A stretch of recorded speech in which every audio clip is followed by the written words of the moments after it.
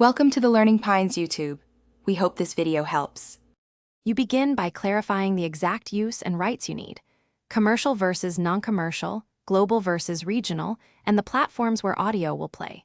Once done, set a budget and deadline because licensing options depend on those constraints. Next, collect any existing music stems, timestamps, or reference tracks you like to speed negotiation.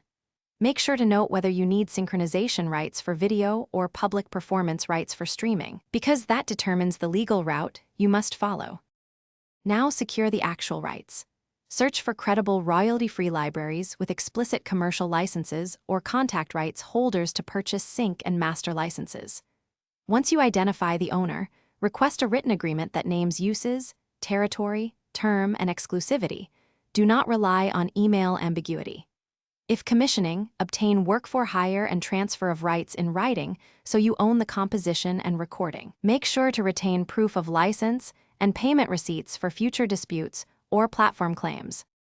Finish by embedding license metadata into the audio file and storing signed agreements alongside your project assets. This proves your right to use the music. Once uploaded, if a platform claim appears, respond promptly with the license, invoice, and exact timestamps showing permitted use.